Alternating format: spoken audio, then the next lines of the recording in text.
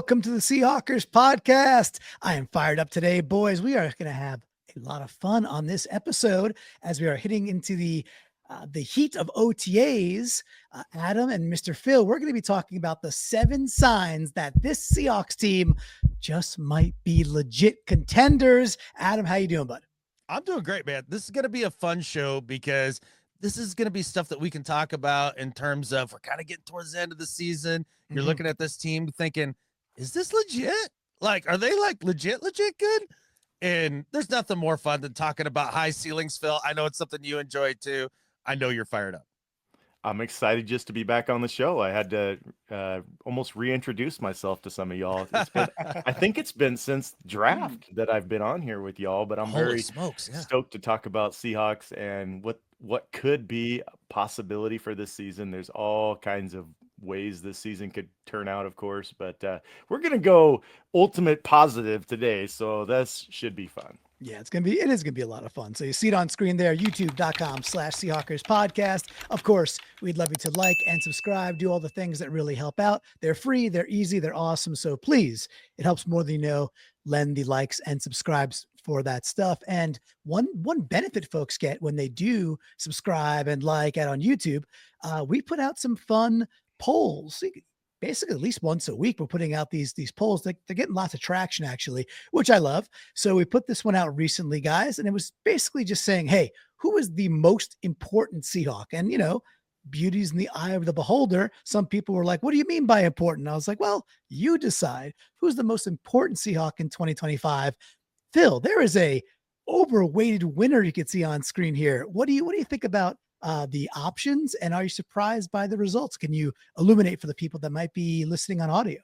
It's almost like they read it like it was one of those where you have to click on the guy that has a mustache to prove that you're not a robot, because basically everybody chose the stash and it's Gray Zabel. So we're all thinking O-line over Byron Murphy, Kenneth Walker, and Derrick Hall. Boy, those are all 3 really important positions, but I guess the ceiling is raised if Zabel truly is what we hope he is in these next couple of years. So I understand where people are thinking. Adam, does it compute for you? It does compute. And when you put all of your interior offensive line eggs into one rookie guard's basket, this is what you get on a poll like this. That's it. Because it really does fix the biggest problem on this team if Gray Zabel hits. But boy, it's hard not to think about what could be if Byron Murphy has the big year, Kenneth Walker finally has the year that's inside of him. I know it's there. there. Yes, we do. You hear about Derrick Hall and his ascendance and the way he improved last year, and listening to his interviews this year and getting fired up about him. Yeah. It's hard not to vote for every one of these guys, man. Yeah, but that's it, Adam. You nailed it. There's other guys behind Hall that might be able to do what we want Hall to do. There's other guys that can do some Byron Murphy stuff. I mean, we hope he does all the Byron Murphy stuff we dream of. We even have other running backs. We don't have another option. If Gray Zabel's a big flop, we're just going to do the same thing we've always done, which is be frustrated with our line. Yeah, let's not go down the Bloomy hole. He knows who he is out there in our Discord talking about the Gray Zabel flop, because it's not going to happen. He's Hall of Fame bound. We did ask one more question out there too, and we're recording this. It's going to go out today, actually. Going to put it out Thursday night. We're recording it on Thursday, and I mentioned that because it happens to be Sam Darnold's birthday. So happy birthday to QB1. He had a seemingly rough first day of OTA, so we also asked, hey, are you at all even a little bit worried about the reports that Sam was, a little less than accurate and had some INTs, and that it's practice number 1, or nah, you're cool? 75% basically saying, nah, we're cool. But about a quarter of y'all out there are like, you know what? I am a little worried. Adam, you've been talking a lot about this in the offseason. What do you think? You hear the reports. Are you a little bit worried, or, hey, whatever, give it some time? Well, I want to start everything I'm about to say with the caveat. I've heard a lot of Darnold in his interviews here in the last week. He was on Rich Eisen's show, was absolutely delightful. He's been on a couple of 710 shows, just a really cool guy. Press conferences are great. I like the human being a ton. I like Sam Darnold. Would love to have beers with the guy around a campfire. Love that. I'm not concerned about the picks in one OTA on the first day. What I'm concerned about is the body of his work during his entire career. That's what concerns me. That's why I'm not a big Darnold guy. But this would be like freaking out over the Purdy turdies that Purdy was throwing a couple years ago all over the yard. I think they went to the Super Bowl that year, Phil. And this isn't. It's one practice. I also heard Condota say that, sure, he threw 2 picks and 3 throws, but, if you take it to 4 throws consecutively there, he threw 2 picks. He also threw 2 touchdowns. So, I mean, whatever. Yeah. How about you, Phil? What do you think, dude? I'm not worried about day one getting the Phil nerves. I'm actually more worried about the fact that our number 1 wide receivers, the 1 and 2 are not going to be what they were last year without DK. I just feel like we're going to take a step back, and I'm glad that our defensive backs are taking a step forward. I feel like Darnold is at a massive disadvantage when you look at the options he had compared to who was covering. And then the hose goes out there and lights it up, and think about, well, yeah, the drop off from the starting DBs to the backup DBs is much bigger than the drop off from our starting targets to our backup targets. So all those things put together and say day one, he's trying to get a vibe. Plus, I expect our defense that's been together to be way better than our targets right now, and maybe all through the season. Yeah, I love all that. And since you said taking a step forward, well, then let's talk about our great sponsor, because they're helping us, helping our flockers take step forwards. Whether you're ready to kickstart your fitness journey, or you're just an athlete already and you want to get back in shape, Body Spec has you covered. For less than the price of a haircut, you can access DEXA scans, DEXA, the world's most accurate body composition scans. You're seeing the metrics that matter right on your screen there. They focus on things like body composition, bone density, your overall health metrics. It's a really powerful way to take advantage of your body, knowing it very well, figuring out how you could even self-improve. And Father's Day is coming up. This makes a great gift. Give it to yourself, give it to your loved ones. And if you use the code SHP at checkout, you get a $10 discount on single scans that are priced well under the price of a haircut, people. So bodyspec.com/C-Hawkers, bodyspec.com/C-Hawkers, or hit that QR code. Check out the DEXA scans from Body Spec. Do your body good. Give a gift that you're going to like. And we thank our sponsors because they have been really, really cool to us. So we appreciate them. And there it is on screen one last time for Body Spec. All right, boys, let's talk about the rules of the road here. So we came up with this idea and said, okay, how will we know? Like, what will it feel like? That's kind of the thing we're after here. What will it feel like if our Seahawks are actually legit contenders? And then we had a nice discussion of like, all right, let's set the rules of the road here so we can have a kind of a fair discussion, and others can understand, well, as they're playing along at home, well, how are you defining things? So a couple things here, guys. Number one, we're just going to assume health, right? Okay. Because health could obviously rattle any NFL team, and it's going to do it this year too. So let's assume health basically throughout the year. Number two, we don't want to be dumb. So Adam, they're not saying this was for you, but it's fair. And I'm not sure that I belong after saying rule number 2. Yeah. Rule 2, don't be dumb. But the example there is like, oh, we win more than we lose. Well, Well, Brandon's not on this show, so we don't have to hear that one. Right. Yeah. He like Adam. Well, Brandon likes to play down the middle sometimes, right? So, so don't do that thing where it's like the most obvious thing possible. And then I think the thing that matters the most, how are we defining what legit actually is? So if you're playing along at home, or you're thinking of the ones you want to contribute, well, basically like it's like this. And Phil, you coined it real well when we were texting. If and when we get to the holiday season and Christmas is right around the bend, and you can look at this team and be like, they got a shot. Like you could see that team making a deep playoff run, maybe making it to the NFC Championship game. It's not like, oh, they're going to win the Super Bowl or they're Super Bowl favorites, but you hit that time of year and it's like, this team has a legitimate shot, and it feels that way. Great back and forth. Phil, crisp enough for you? How you feeling about the rules of the road? I'm fine that we've boiled it down, because I was just kind of guessing on your topic until you boiled it down. I was thinking, top 5E in the NFC, and that's still kind of probably where we're at. Do they have a kind of if you stare just right, do they have a shot at getting into the Super Bowl? That kind of team? Do they have a shot at, at least not looking terrible if they got to the NFC champion? One of those kind of teams where this is a real contender, not necessarily they're going to win the Super Bowl like we already knew by the time they played the Saints in 2013. But is it a team that can do something in the playoffs? That's kind of legit team that we're looking for here. Exactly. That's well said there. So, Adam, going to give you the chance to draw the ace here. Pick a number from 1 through 3. 1.8. Not just one. Not just whole numbers. Okay, whole you numbers. didn't specify. All right, Yeah. 1. Yeah. 1. Okay. Phil, pick a number from 2 to 3. From 2 to 3. Okay. He took 1, so. I do like the number 2. I've always kind of liked that one. So. All right, perfect. Well, the rules behind the rules were 1 is 1, 2 is 2, 3 is 3. Adam, you're going to go first. Phil, you're going second. I get to go third. So we'll do these in rounds. Actually, let me bring this back real quick to get us fully on screen. So Adam's at the tee box. Round 1. What is your first sign that our Seattle Seahawks are a legit freaking team? What do you got, bud? All right. So idea being we're kind of getting to the end of the year. 10, 11, 12, 13 wins are in sight. And we're wondering, is this legit?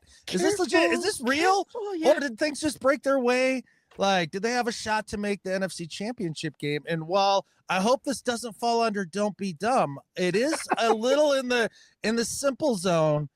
But in the last 5 years, all 10 teams from the NFC to make the NFC Championship game have been, except for one, have been a top 10 team in point differential.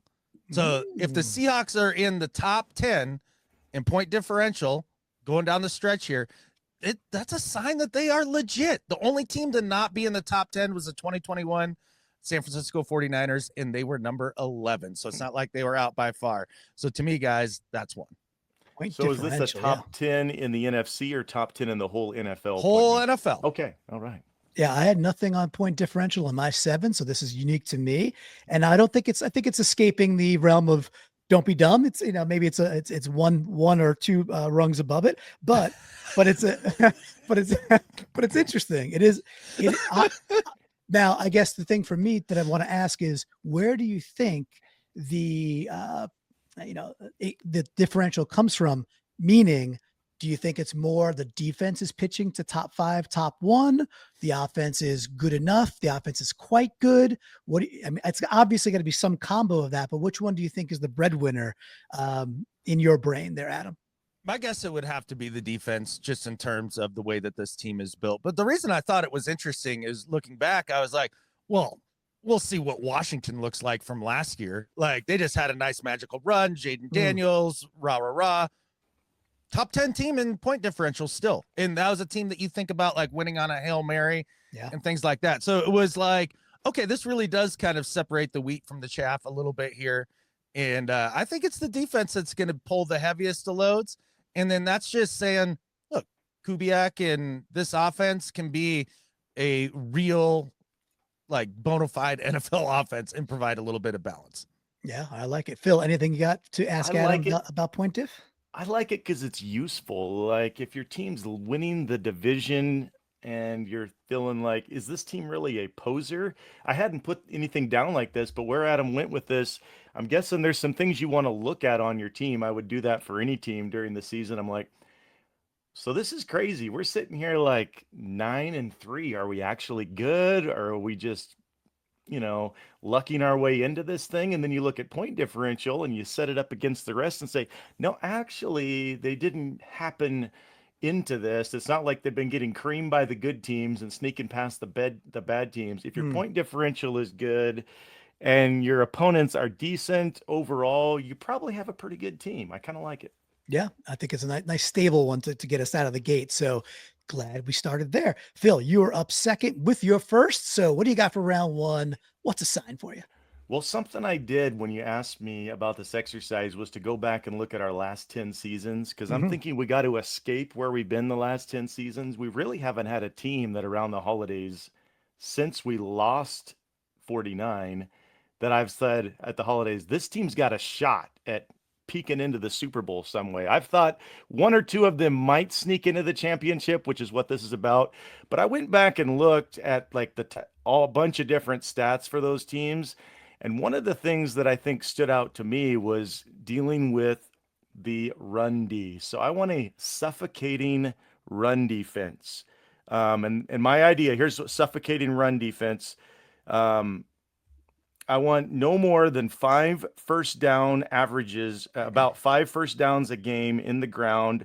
I want under 4 yards an attempt, and I want under 100 yards a game. These are all things that we've done 1 or 2 times over the past 10 years, maybe 3.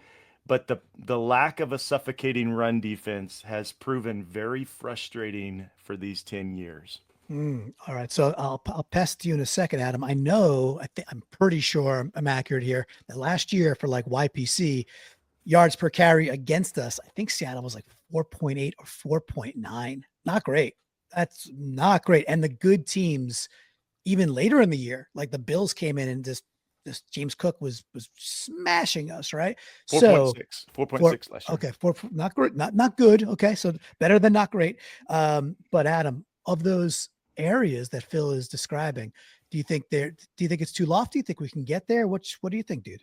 I think it's completely in range. And in fact, this was one of my things on the list. And mine basically was just they need to have a top 10 rushing defense, because again, if you look at those 10 teams from the last 5 years, 8 of them have had a top 10 rushing defense.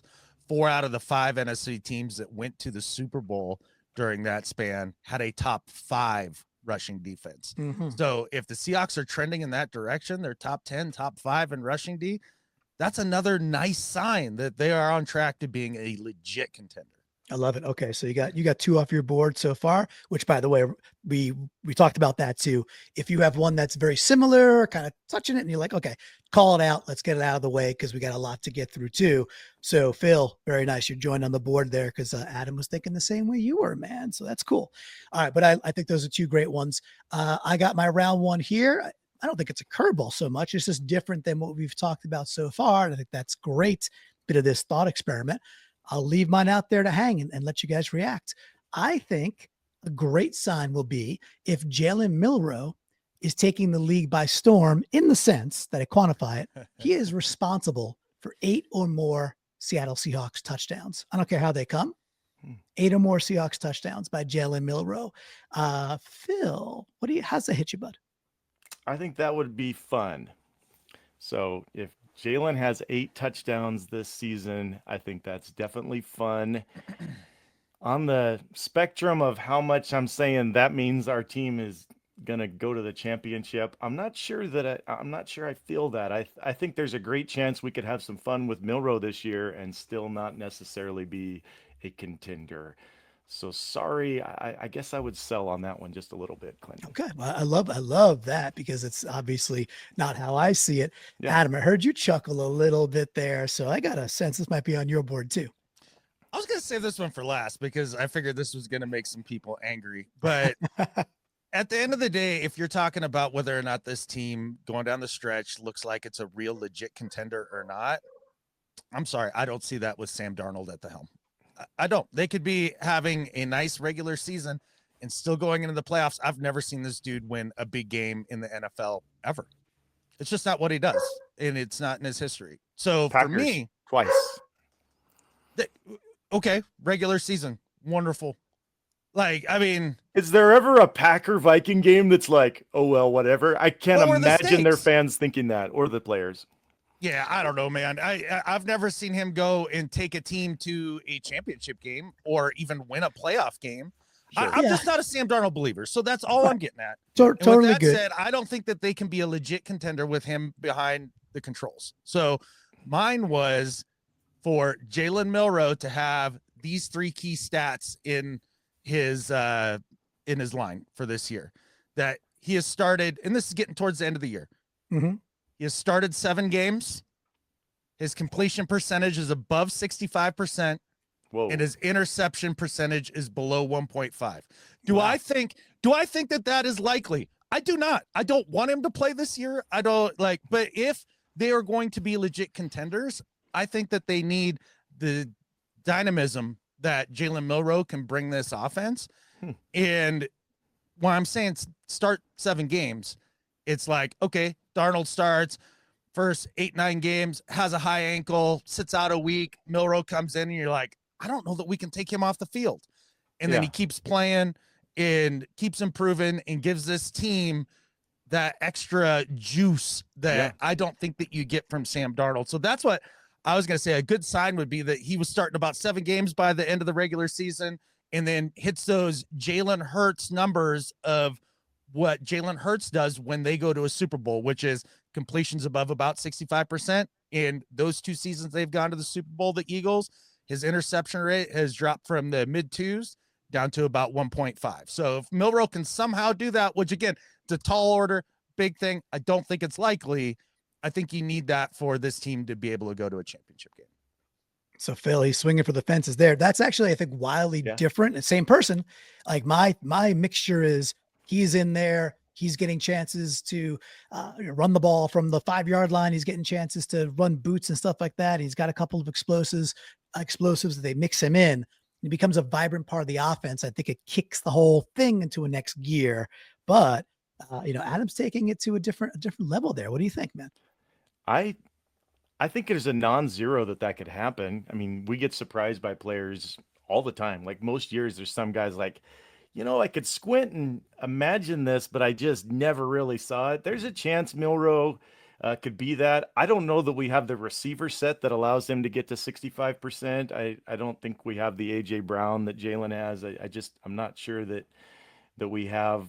I mean, Devonta Smith. It depends on what he's throwing though too, right? If it's a lot of check downs, I don't think he's going to play that. Is he great at those? Is he great at the check downs?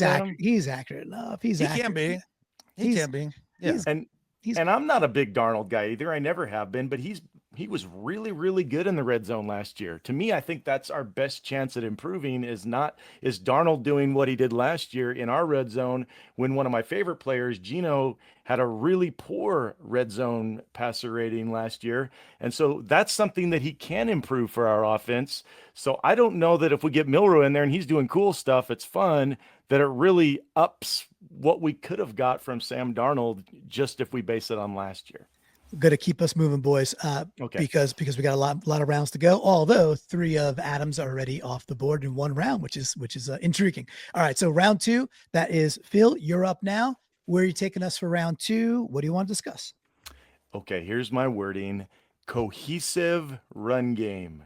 Cohesive run game on offense. So my number 1 was the suffocating run D. Number 2, cohesive run game. That's offensive line.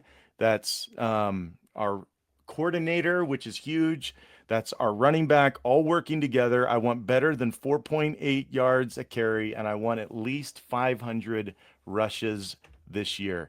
I could tell you we only went over 500 rushes 3 times, and once was when Penny was our lead back and twice with Walker. So it's been recent. Obviously there was an extra game there, but we didn't go over 500 a lot, and we have not had 4.8 yards a carry very often. Walker did it once when he was the lead back, and Carson got there 1 time. So Adam, I'm going to jump in, but after I give it back to you, because it's close enough to one of my rounds that I do want to chime in also, but Okay. Your reaction first to Phil's cohesive run game all around. There you go. What do you think, Adam? Yeah, I'm going to hold off on one of mine here, but I do like where his head's at in this. And that's just philosophically having that change offensively that we all on our show were calling for at the top of our lungs and feeling like all last year. Under center, a cohesive run game in terms of scheme, a cohesive run game in terms of commitment, a cohesive run game in terms of the backs being productive and keeping some of that pressure off of the quarterback. I think that's something that is not just paramount for them to be a contender, but for just to have a successful season. Like, we need to turn that page. We need to play that style of ball that Coach Mike has been talking about, what we've been calling for. I'd love to see it. Yeah, I'm on this train too, Phil. So mine was a little bit different, but I think close enough that it should be included. I had it as Kubiak operates or gets together a top 7 run offense, and then so I just went back and looked at just last year. Like, what does that mean to be top 7 in run offense? And we know Kubiak's going to want to do that. It's great conversation from Abe Lucas this week on the podium saying like, nope, like this is mandatory. This is mandatory stuff. We are running the football. We've got fullbacks involved. So to put a little bit of meat on the bones as to what does top 7 mean, here are the teams that were top 7 last year: Ravens, Eagles, Commanders, Bucks, Packers, Lions, Cardinals. I think that's 7, maybe 8. Either You way. mean in total yards or in yards per carry or what? So this was rushing yards. Okay. And then of those, only 2 of them were even below your threshold of 4.8. They were at 4.7. So they're right there. Yeah. And the other thing is most of them are above 500 attempts. And that's with the Eagles above 600. That's with the Ravens well above, above 550, the Lions above 530. Only the Cardinals and the Bucks were below 500. Buccaneers are pretty close. Cardinals a little bit off. So your stuff you're putting in a basket saying, I think that's what gets us there, very much correlates to what a top 7 run offense looks like. So kind of cool. So I'm right there with you, dude.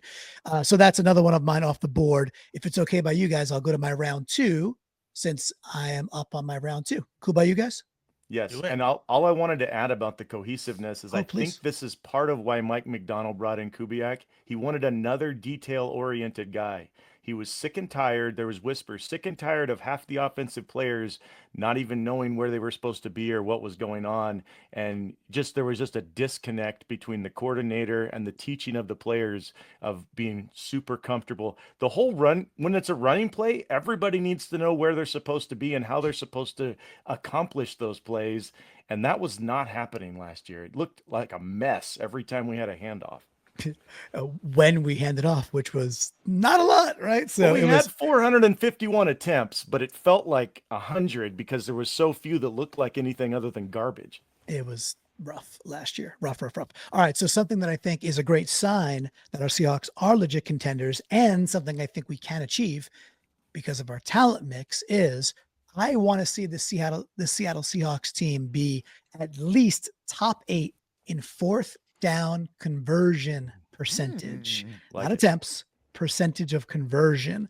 So, Adam, it's been a bit since we've heard from you. What do you think of that? I've got some stuff to beef it up, but how does it hit you? Well, you've been beating this drum for a minute, and at first I was like, yeah, well, okay. I mean, yeah, you want to convert on some 4th downs. It helps keep things going. Like, I don't know that this is, something that I would really have, on my bingo card is like one of the more important things. But then as you start to think about it, as I was kind of doing my exercise to this, is like looking at where the league is going. I didn't want to look back more than about 5 years because the league is changing rapidly. And I think one of the most rapid things that is changing is the amount of go for it on, 4th down, 4th and short, or playing 3rd down as if you're going to have 2 downs to convert. And it's turned into a massive part of the game. And I think an increase in aggression there is going to be something that is going to be really good for this team. And I think that's one of the things when you're looking at moving on from Pete, going to a younger coaching staff. I think this is one of the areas that you could benefit the most from, is having a staff that is a little more aggressive there, keeps you on the field, keeps defense off the field if you convert, and it allows them to rest. Time of possession goes in your favor. I think it could be a much bigger thing than I originally thought. And the more that you kind of bang that drum, Clinton, the more I start dancing to that beat, because I think I dig it. How about you, Phil? You dancing to the Yes. great grooves? I'm going to simplify this and not be my usual wordy self and say, here's the pot of gold. Here's the pot of gold of being a good 4th down team. Free possessions. Free possessions.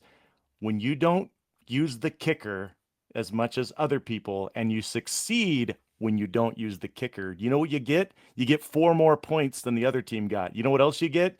You get to keep the ball when other people do not get to keep the ball. Success on 4th down is so massive. There's only 60 precious minutes to get a few points in these games, and just winning a couple 4th downs makes all the difference. It's as good as getting a moon ball big play sometimes. I love it. And for those For those that want a deeper dive into that, Brandon and I did an episode, I don't know, a couple of weeks ago now, that was called, "Is This the Secret to Seahawks 2025 Success? Kubiak's Vision." You can find that out on YouTube. It's all about that. The biggest pearl that I would revisit is, of the top 10 teams in fourth down conversion percentage last year, 9 made the playoffs, and the top 4 were the 4 representatives in the respective championship games. So it matters. It matters. And I love the mixture of talent we added with Oots and Milroe and others. I'm like, oh, I think we could do some really interesting things on fourth down this year. And like you said, Adam, set it up differently because you're thinking about fourth down on second and third down. All right, we do need to move. Adam, your second down. Where are you going, bud? All right. Well, I'm going to throw this one in here now since we were talking about running game. You're talking about fourth down conversions, and that's, a lot of time you're talking about the running game. And this is a little bit more of a simple one, but one of the backs needs to reach 800 yards. So if you're getting towards the end of the season and you're like, hey, look at that, Ken Walker is on pace to easily get 800 yards here in the last 3 games. That's a great sign for your offense because, again, of those 10 teams in the last 5 years to go to the NFC Championship game, there's only been one team that's had, well, all right, technically 2 teams that have had a back under 800 yards that have gone to the NFC Championship team or championship game.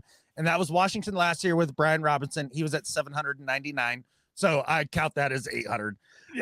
And the other one was CMC in 2022 with 746 yards. So awfully close to it. I think he missed a few games that year too with injuries. Probably. So if you have a back that bell cow back that stays healthy and is having success in your system and you're getting about 800 yards plus, you have an amazing shot of being in that NFC Championship game.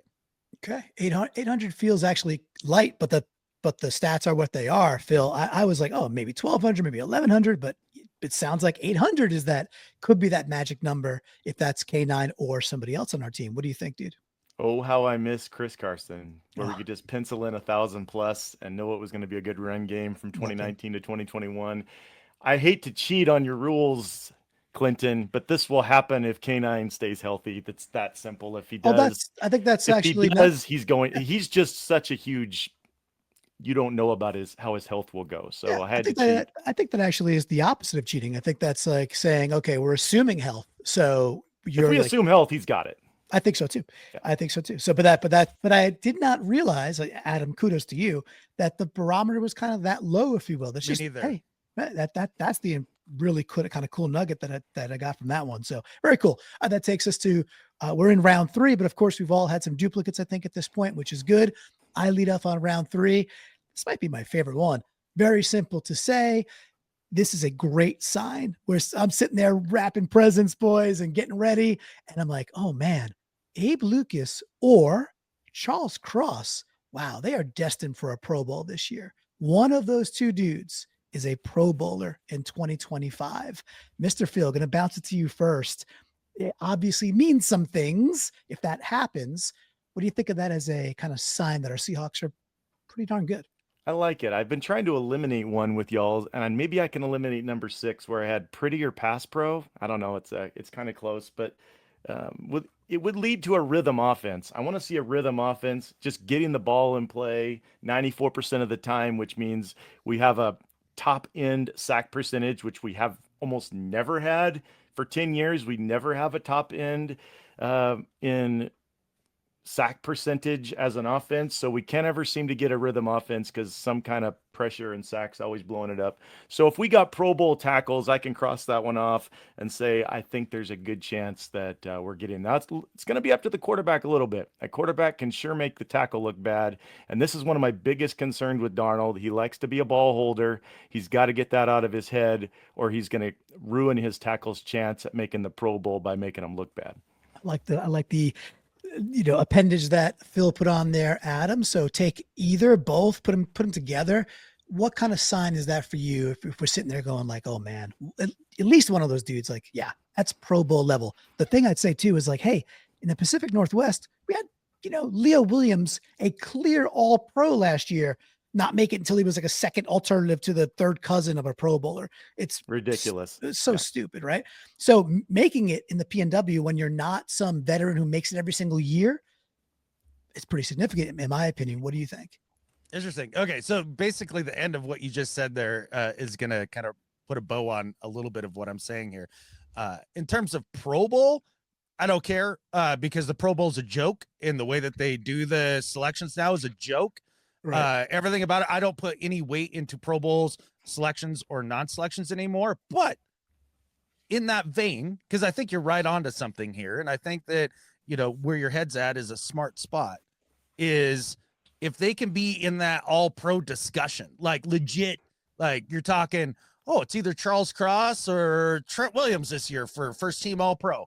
Like you're looking at that and that's a legitimate conversation, then you're right there, man. And so I would just switch that from Pro Bowler to being in the all-pro discussion. And I think you got something there because I think that's a more accurate representation of a player's ability and what they're producing that year. I think the cool part for me that you helped me arrive at is I kind of feel like a Seahawk who has not made it before has to pitch that well. Yeah. You know, anyway, so which is good. That's like, yeah, he would be in that all pro, like, all right, he's in the discussion and therefore could and should be a Pro Bowler. And we'll see how the stupid votes go, but the stupid votes are the stupid votes. So, all right. So that was my third one. I think that kicks it to you, Adam, for your round 3. Of course, you have others off the board, but go ahead, dude. Okay. I'm going to choose this is the one I feel is the stupidest, and it's the most sports petty by far. And I don't care. Father Time finally catches Matt Stafford. Like, nice. I love it. I think that if they're going to be a legit contender, they have to win the division, right? I think that's fairly clear. And if that's the case, I know the odds, like Vegas odd makers, they've got the Niners as the favorite to, you know, probably go to the Super Bowl from the NFC West, which is insane to me. Insane. We could talk about some of those odds here in a second because I think there's some nuggets in there as well. But to me, it's the Rams. They're the one that are in your way. We lost to them on the 4th tiebreaker to, you know, get into the playoffs last year. And as long as Matt Stafford's healthy, they are a good team. If Matt Stafford finally succumbs to age here, which it feels like the way his body has been beat up over the years, like that it should have been like 3 years ago, but somehow, man, tough as nails, making it happen. I would love to see him finally slow down his production. I'm not saying that he even has to be hurt, but like kind of have that fall off a little bit, like some of the greats have had. Not that Stafford's a great, he's in the Hall of Very Good, but that fall off that you see towards the end of their career, that would be huge in terms of the Seahawks looking down the barrel of the last couple of weeks and being like, oh yeah, this division's ours. I like it. So Phil, what do you think? Father Time catching up with Stafford, and does that pave the way for us to win the division? And does that all kind of matriculate for you the way Adam's laying it out? Well, I think his way might be more likely, and I have found myself hoping for other teams in the division to get worse. But if I'm looking at a legit contender, like we're gonna go there and do something against Philly, we're gonna do something against the Commanders, we're gonna do something against Green Bay, like in the championship game if we make it and not be embarrassed. I want to beat Matt Stafford at his best. I want to see this defense be suffocating, which is I'm tipping off maybe one of mine later. I want to be able to take on good quarterbacks and like we used to. Like let's get to that level where we don't just have to play bad quarterbacks to look really good. The pass rush is coming after. So I don't need the Rams to take a step back for me to feel like the Seahawks are good. I need the Seahawks to step on the Rams and step on the Niners on their way up to looking like, okay, we can take anyone on. Yeah, love that. And let's remember too, you know, yes, Stafford had a very good playoffs last year. He did not have a very good regular season. He was okay. He was fine-ish, you know, 2021, he didn't have that many touchdowns. He wasn't great. And when we played him in the game that we lost in the stupid overtime, when we couldn't get a yard, we had the very most in McVay's history of 3 and outs ever served to him. So, you know, so I think the recipe is already there. So love that. So maybe a combination of a little bit more sliding while we improve.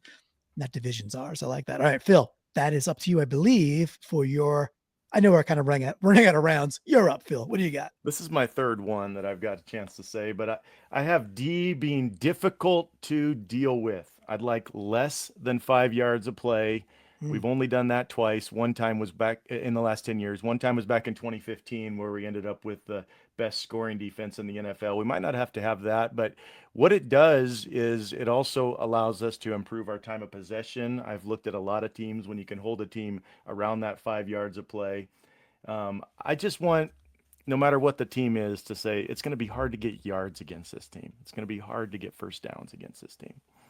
So I think the thing for me, Adam, is that you hear Derrick Hall talking at the OTAs, you hear Spoon talking, and they're all like, "Yeah, we're gunning to be number one." And I realize that's what you say and all that stuff, but I think this team is kind of feeling themselves in a good way based on the maybe last 8 or 9 games of last year. Can they take that leap that they really are, quite elite again to get to where Phil's talking?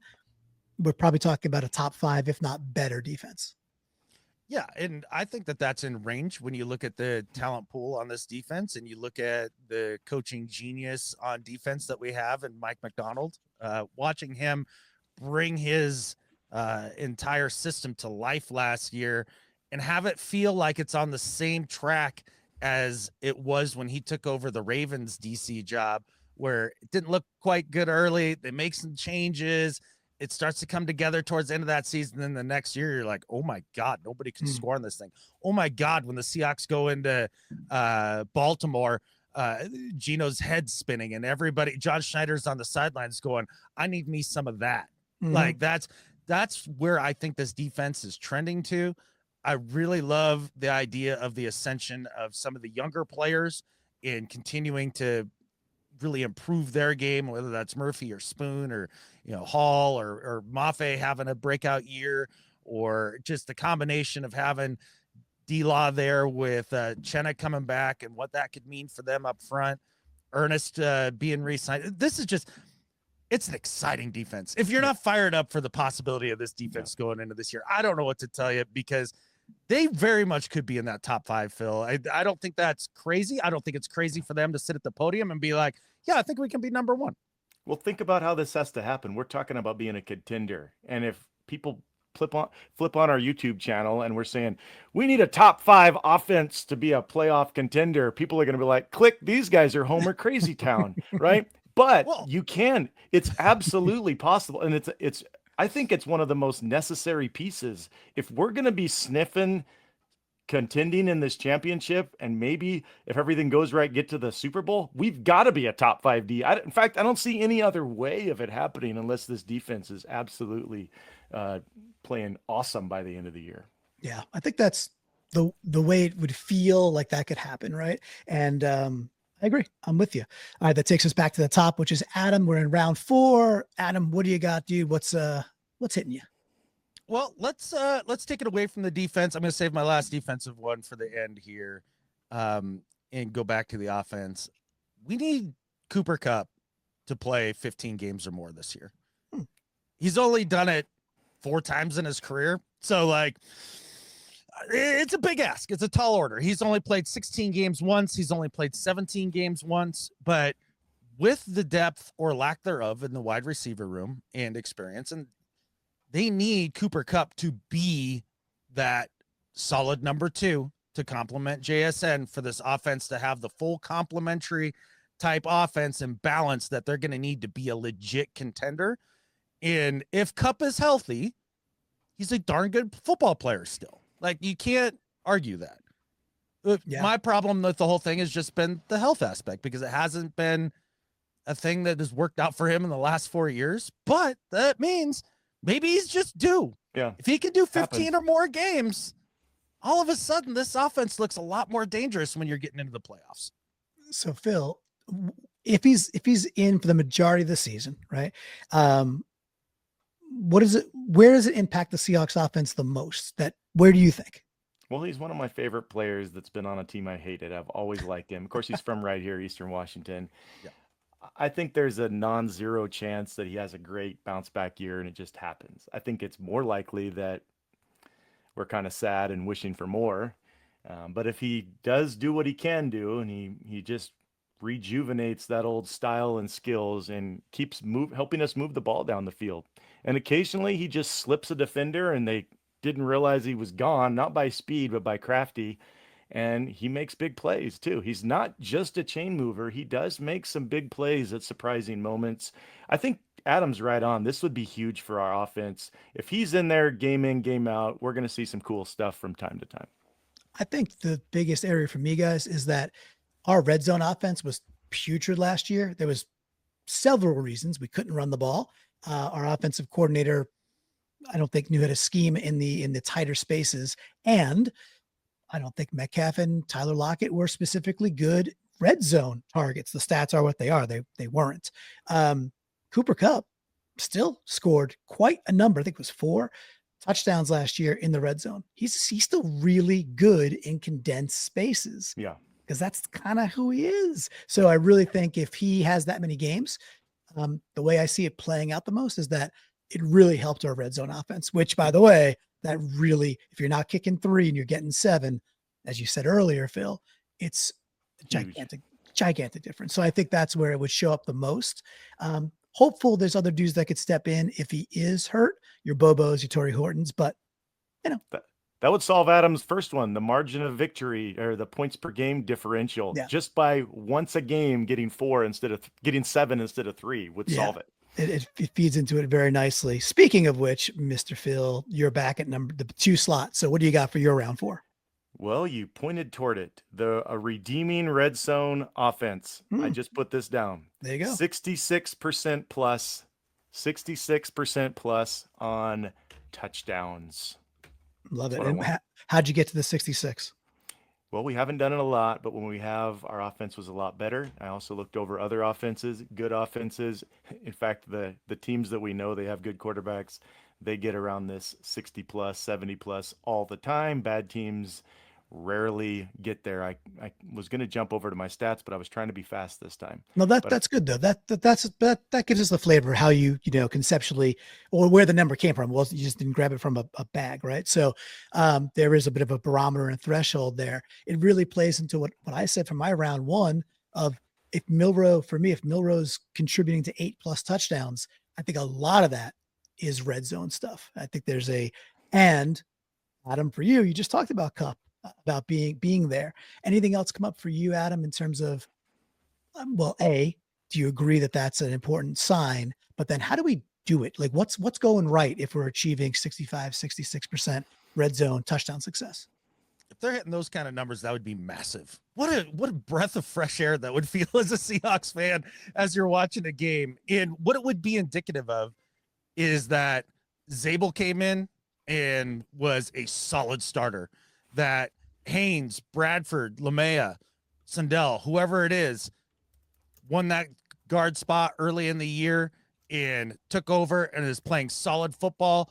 And that interior 3 of Olu, Zabel, and whoever else has really solidified and is playing good football, because that's how you're good down in the red zone. You have a good offensive line that can impose its will on the defense, and you don't have to just rely on having a good quarterback to thread needles in the end zone. You can just jelly it right down their throat, and when you can do that, the percentage is much higher in the red zone. So I think if they hit that number, that means the offensive line, it's coming along like we'd hoped. Yeah, what's coming to me, boys, is we got to put this thing in the spreadsheet and actually look at this come Halloween, come Thanksgiving. We got to track this, because it would be very, very cool to be like, hey, we said these would be indicative. So is it happening or not? I got my 4th round 1, and it's pretty specific, and it's specific and yet obtuse. And it is Josh Jobe is actually good at football, because I've been fooled before with other cornerbacks that I thought were good, and they're kind of like 1-year wonders, maybe 1.5-year wonders as that other cornerback. I think Josh Jobe's got to be actually quite good. Now we could go replace him, and I realize that's something that could happen. Let's say that doesn't happen. So Phil, Josh Jobe, do you have faith that it wasn't just a small flash in the pan? And is it important to this team's success? He's going to be on the field 70% of the time, maybe at least 60. And I think he's good. He's not great. I think he's good. We're going to have Reek out there every play. We're going to obviously Spoon out there every play. if both of those guys are healthy all year, again, we're going to count ourselves blessed. I mean, this is an unlikely thing that's been going on here. So we need him to be good. There's likely to be games he has to play all the snaps. I don't think he's somebody you can just abuse. I don't think he's a big difference maker, but I'm glad he's not somebody that's abusable, if that were a word. Yeah, no, I think it is now. How about you, Adam? How important is it to you that third cornerback does his job and does it well? He does it well. And yeah, you're not looking for a super duper star. I mean, if you get one at the third cornerback spot, that's fantastic. But he's a very solid NFL player and has proven that he fits this system very well. In that Coach Mike speaks Josh Jobe and Josh Jobe speaks Coach Mike, because he really did get the best out of him. Like Mike has gotten the best out of players in his past, where we've seen like, oh, Kyle Van Noy is washed, Javadian, Clown is washed. Like, you look at these guys, and then Mike comes in and he gets the best out of them. And so I think he's taking somebody who has talent and is a good player and really getting the most out of him and putting him in situations that accentuate his strengths. I'd love to see them go out and sign Shaq Griffin still and just have one more body there for the secondary. That's something that's on my radar. Jalen Ramsey, trade for Ramsey. My sports hate. It's a little like when they brought in Kupp, where it's like, yeah, he's a good player, but just like, no, that's how I feel about Ramsey. But we'll see how that goes. Yeah, that'll be interesting. All right, so let's bounce to round 5. Phil, you're up on round 5. What do you got for us? Okay, I'm looking for really good defense against quarterback. I did mention the non-elite quarterbacks. That's pretty much what we play this season. You pick your list. Stafford's the best. He's really good. He's right on the border of, I'd say, right at elite, can be elite. But we don't play Josh Allen. We don't play the greatest. We don't play the Chiefs, right? So we need to feast on these quarterbacks that we have coming in this year, or that we're going to. I'd like to see a defensive passer rating below 85 for opponents. To me, that's showing us we have an awesome defense. So to get there, hold all these good quarterbacks we play down to, right around what they can do, a little below. And then when we play the bad ones, we just cremate them. And then if we're doing that by Christmas, I'm going to be feeling awesome about this defense. I love it. My reaction, I think it's a good barometer, which is for me, the whole point. It's like, what are these barometers? What do they feel like? Yeah. The challenge I look at is like, all right, yeah, we say this, and Daniels is very good, and I think Penix is quite a good quarterback. And then I like Daniels a lot, yeah. For sure. And then I look at Trevor Lawrence and go, Lawrence with an actual coach if we can't hold Lawrence down, then we need to just forget this idea of being a contender. I just think that maybe the quarterback slate is a little bit better than it appears on paper right now. Well, the NFL's got a lot of good quarterbacks. Sure, yeah, absolutely. But we don't play Josh Allen. No, or Lamar. We don't play Mahomes. Or Mahomes, like, for sure, or Burrow. Retired. Right? Yep, for sure. So, but I do like it, and I think it's a cool barometer. Adam, what about you, dude? Yeah, it is an interesting one to look at, because you can't be a legit contender. Like, we were wondering about whether or not the Seahawks were legit contenders to be in the playoffs and make a little bit of noise going into that Vikings game last year. And then we let somebody of Sam Darnold's ilk come in and have a great day, light us up, and then win the game with a big time throw. And you can't have that. You have to take guys of that level and make them play at their historical level if you want to be a legit team. And so I think that's one you could look at. It's a little harder because it's not like a specific number you can go and look up and be like, yep, nope, they're doing it. But passer rating 85 below. That's sorry. Overall. Yeah. Yeah. So that means some of the good ones they're still doing decent. But I mean, in 2017, we had an opponent passer rating 79.1, 2015, 79.6. 2019, 86.7.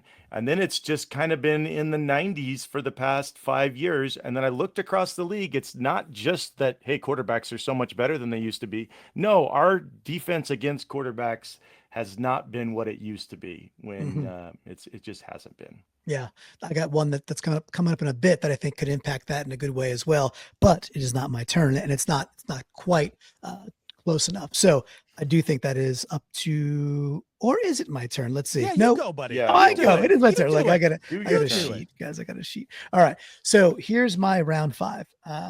Somebody other than Milroe and Zabel, some other rookie other than Milroe and Zabel has to be a significant contributor in this season. So another rookie, I don't know who it is, but it'd be cool to track.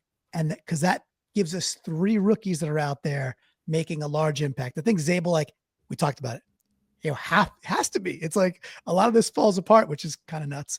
And then you guys know how I feel about Milroe being kind of the catalyst. So a third. So don't take that Jenga block. If that one goes, forget this offense. Right. So a third rookie is really having major contributions. And I realize you could say, well, what does that mean? But you feel it, you know it. So Adam, for you, what do you think about that as a thing? And then who would be your dude? If it's like another guy, who do you think will have major contributions in year 1? I think you're onto something here. And I think it kind of goes back to how we feel about this team as 12s after that draft.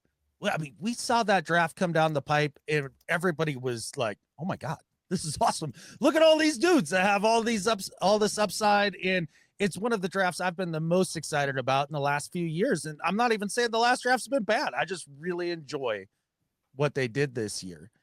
And if they can be the team that we all kind of have pictured in our head, they're reached their ceiling. Yeah, they need 3 to 4 of these dudes out of this draft class to be significant contributors. And I think specifically it needs to be on offense more so than anything.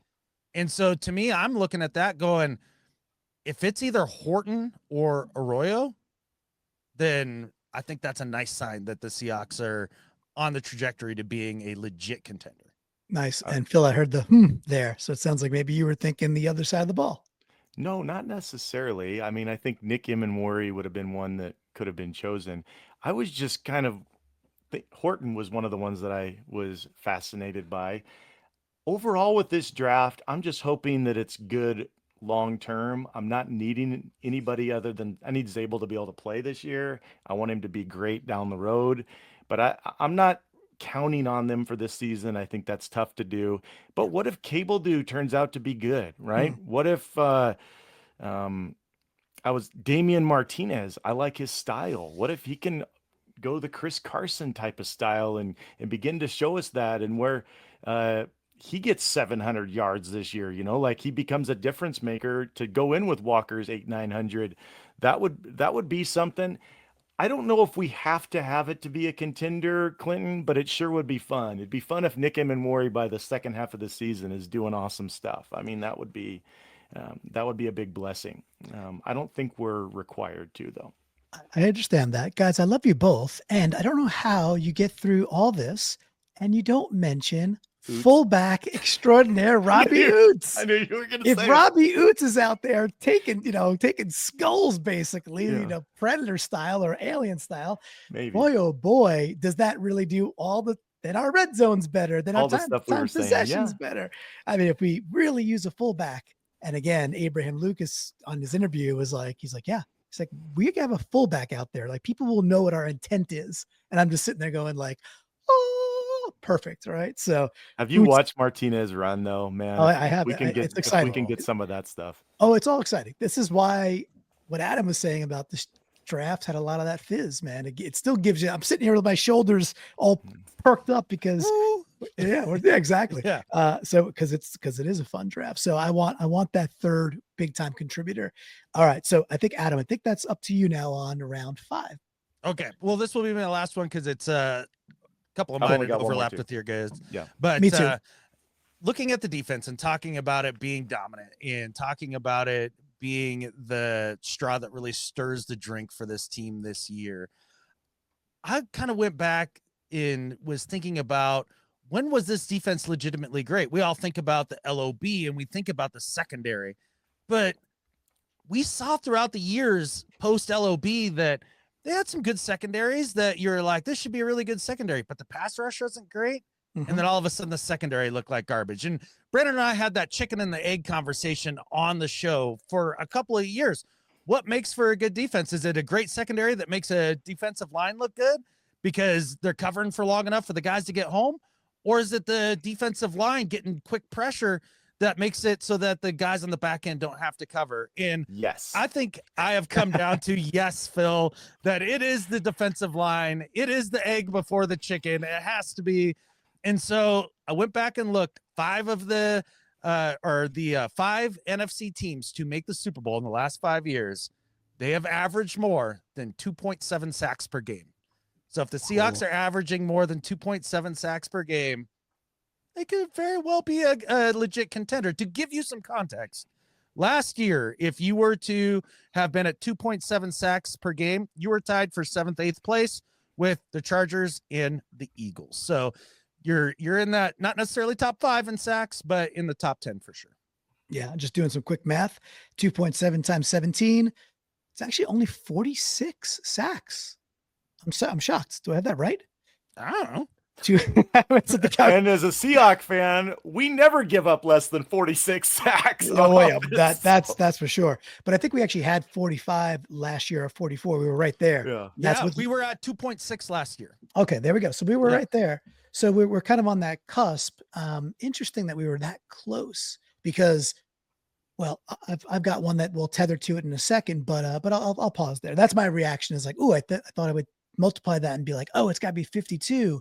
Actually, no, we were right on that door last year. So the threshold, this is something interesting. Before it was the 800 yards, Adam, and now it's like, oh, we were actually maybe closer than we thought to being in that upper echelon that seems to cement, or at least be like a nugget of a composition of a Super Bowl team. So interesting you stuff. link that with a couple of the other ones that we were talking about, and all of a sudden you're like, ooh, those are dots that you connect and be like legit. All right. So then, Mr. Phil, 2.7. What comes to you, man? Is it math? Is it numbers? Is it feels on that one? What do you got? Well, you get all the feels. I wanted to do one on sacks. I put a bunch of numbers together. I tell you this, of our last 10 years, 2021 was clearly our worst team. Like, no doubt about it. We won 7 games. That was by far the worst. That was by far our worst sack percentage too. We had all the other years, it's mostly 6 and 7% sack rate, 4.91. So if you're not getting after the quarterback, your team's bad. And you can't watch it. I would sit there with my dad, and there's a few things my dad always says when he's watching a game. One is too much time, he'll kill you. Too much time, oh no, he's gonna kill us. And so when you sit there and watch the quarterback making mistakes, when you sit there watching the quarterback looking off reads and just feeling comfortable all game, you're done. You're toast. It's horrible. It's miserable. I can't watch it. So yes, we got to have a great pass rush. And I know if Brandon was here, he'd say it's all about the pressures. And I agree with him as well. We got to get pressure on the quarterback. If we get 2.7, a little more, a little less, the quarterbacks have got to fill us all the time. Yeah. All the time. Well, I think so, Adam. That was your last. I think I'll hop in and give my last because it really is, now that you just said what you said, Phil, it really tethers into it. So it'd be kind of dumb to not do it. So here's my last one, and it goes right along with it, boys. Derrick Hall is an 11+ sack guy in 2025. Adam, is he the guy? Does that stir it? We had 11 last year from Leo. 11 from Leo, and we only had 45 overall. Still pretty good, but when you get 11 from your defensive tackle and you're still not cracking, the elite status, something's not hitting. So I need that 3rd year jump from Hall. What do you think, Adam? That's the interesting part about this pass rush group is you could choose Derrick Hall, totally legit choice. Like if he get to 11, he had 8 last year. Of course he could get to 11. That's not crazy as he continues his ascent as a player, and you listen to his interview, all the things that he's been learning and all the stuff that he's gotten from some of the vets around him over the last couple of years. Yes. Yeah. He could be that guy. Could it be Boye Mafe? Yeah. Yeah. It could be that guy. Could D-Law come in and have a, vintage season for him? Yeah. Yeah. He could be that guy.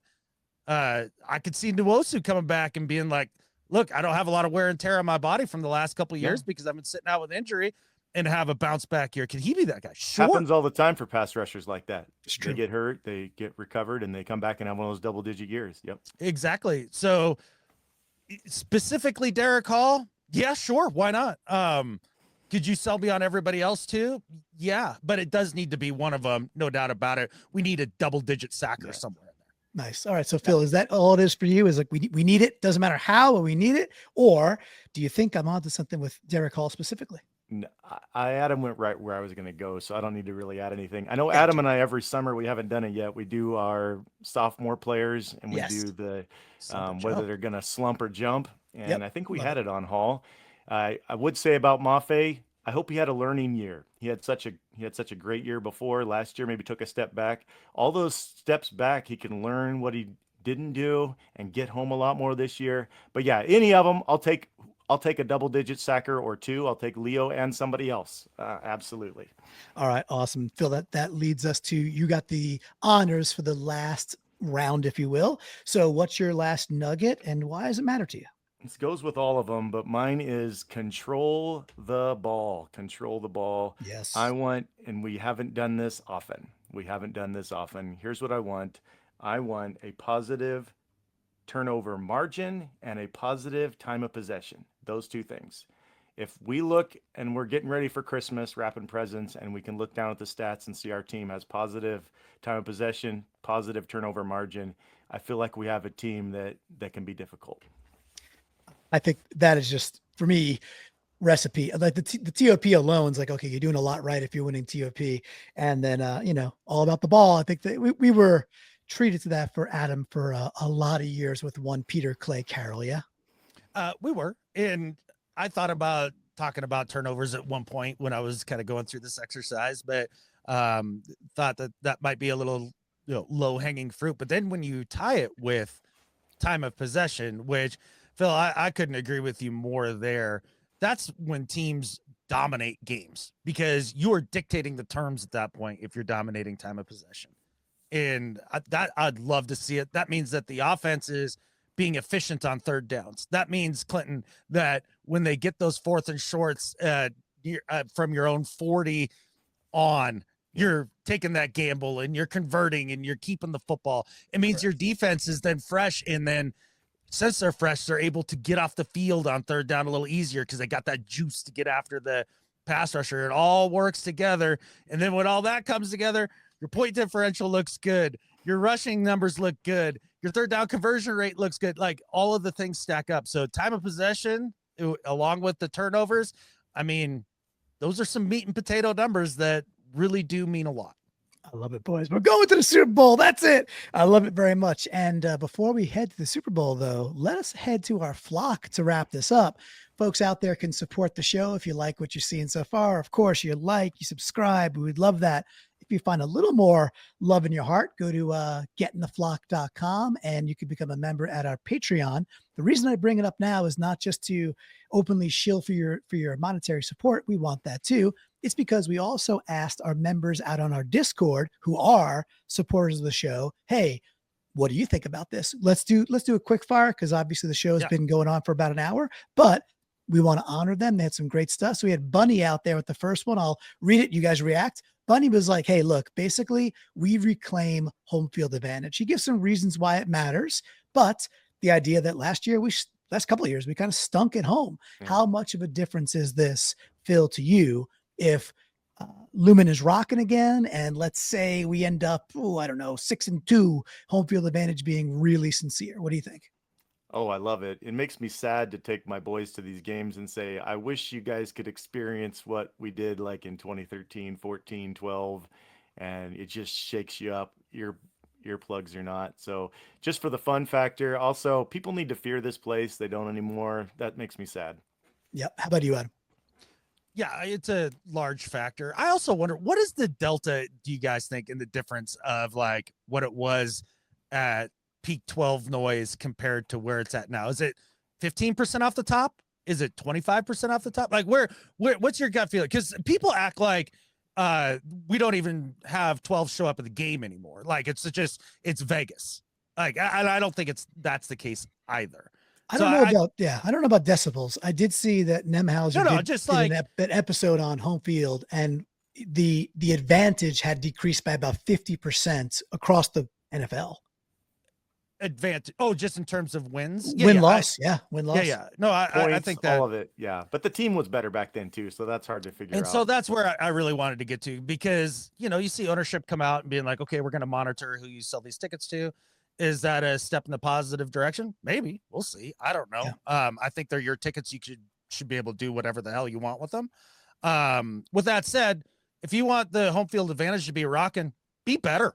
Have a great defense, and you'll have again. Your fans will go Ooh, crazy. I like Get that. a bunch of sacks. Get a whole bunch of sacks, and your fans. Yeah. Will go So nuts. I'm not saying Bunny's saying this at all, but I'm sick and No, tired for of sure. people like blaming the 12s themselves for this, and it's like, Oh yeah, I agree. No, it's Wait not a the second. 12's fault. The team isn't as good, but it's not near as loud. It's just not. It True. doesn't hurt. But when you like leave. 25% less, 50% less. Like, what do you think? Oh, it's noticeably different. It's Okay. So like, again, I'm being what just is as that? loud as ever. I'm going crazy, but I'm not. My ears aren't hurting when I leave. I'm not. I can talk to my son right next to me easily. There's people sitting down all around me, and I don't blame them. The team, when you go watch them play the Niners, I'm just cheering because I'm remembering what it was like before. I get it. The team isn't giving you a chance to stand up when on both sides of the line of scrimmage, we're getting blown off the ball by the Niners every time they come up there. Well, boys, I'm 20% convinced that we need to move on to Car. So Car is a great member in our Discord out there. She had a couple. She said, I need K9 to have 8 100+ rushing yard games and 100-yard games. I was like, whoa, that's pretty hefty. I did want to just check that real quick. So I was like, well, who else did that last year? Here you go. So the top 5 running backs last year who had 100-yard games, the most volume, Saquon 11 times last year. King Henry 9 times. Jonathan Taylor 8 times last year, 100 yards. Joe Mixon had 7 games last year, and James Conner had 6. So what I thought was like crazy and lofty, Adam, actually, maybe not. Maybe it's like, she's like, well, that's a sure sign that we're doing a lot right. What do you think? I think this is a great one. It goes right into my 800 yards for a back this year. Phil, I know you're down to 1% battery. We may lose you. I just want to say thank you for doing this exercise with us and all that stuff if we lose you before we get through all the comments. But what do you think on this? Oh, let's get all your 800 in 8 games. In fact, if we get 800-yard games, he'll be over 1,000 in those 8 games. 1,700 yards for K9. 8 runs for K9 over 800 yards. Absolutely love that from Car. She had a couple others. And, hey, join Discord if you want to check them out because they're there. All right, so next one is from Hawk Van Dyke from Bloomy. Basically, he's saying, let's try to, wrap it up in the sense that he's like, all right, so he's looking for, does the team feel creative? And he's like, not trickery, not Statue of Liberty type stuff. He's like, but basically the way I frame it is like, are we scheming dudes wide open because we're doing things the team does not expect? Kind of those easy yards we watch other teams gobble up against us for all those years. Phil, do you think that Hawk Van Dyke, Bloomy is onto something here? Yeah, I like to out chess the opponent some. I think we need to also out physical them and everybody do the right thing. But yeah, there needs to be some plays where we're easy for Darnold. It just good teams have those. Yep, agree. Adam, quickly on Bloomies, what do you think, dude?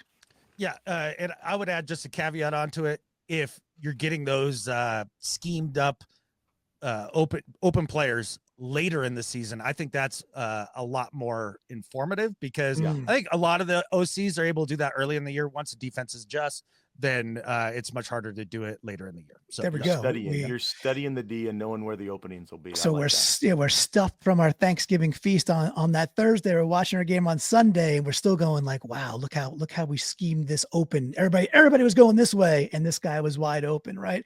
That'll be something to watch for later in the year. I love the caveat, a worthy caveat. Josh DeHuman, always a worthy member in our Discord. To summarize this for what's on screen there, basically this is TOP. We talked about it a lot, so not to shortchange Josh, but I think we talked about TOP quite a bit, and I think he's right. We also talked about the ways in which the things we're talking about all add up to us having a much healthier time possession this year. So I'm going to move on just because we have one more, and this is from our newest Discord member who just joined like yesterday. This is Yokai. So coming in hot from Japan, he put a lot on there, and he even says, hey, maybe it's too many words, but I would summarize it, and I put that in white saying he wants to see Mike Macdonald taking more ownership of the whole team, not just the defense. So I wanted to ask you guys, Phil, start with you. What do you think that feels like? What does Mike Macdonald's stamp showing up on the offensive side mean and feel like, and how do we notice it? Oh, I think Phil might have died. Okay, he might be dying. The 1% got him. But look at the way he's frozen. Everybody, Great pause job. I mean, he goes out. He goes out smiling. So Yes, Adam, he does. Yes, he does. Thinking over- about legit Super Bowl contending Seahawks would send me out with a smile as well. In terms of Mike taking the reins a little bit more offensively, this is what I wonder. I think that's one of those things that when I think about it, Sean McVay didn't really start doing that defensively for, I don't know, his first 3-4 years. Like, he really turned it over to Wade Phillips and said, here you go, concentrate on his strengths. But for me personally, I don't know that I need to see that a ton this year. I kind of look for that like year 3, year 4, and I think it's probably coming. And I think the stamp will be, I think the stamp is kind of already like he bought the rubber stamp in the sense, and the ink pad in the sense that he's like, he made the decision on Grubb, and that was actually fairly quick. Yes, he gave him the full year. I think that was more about acquiescing to John Schneider and be like, let's not remove a guy year 1. Let's just let it play out. And then he goes and gets Kubiak, who runs the crap out of the ball, uses condensed formations, uses 13 personnel, uses a fullback.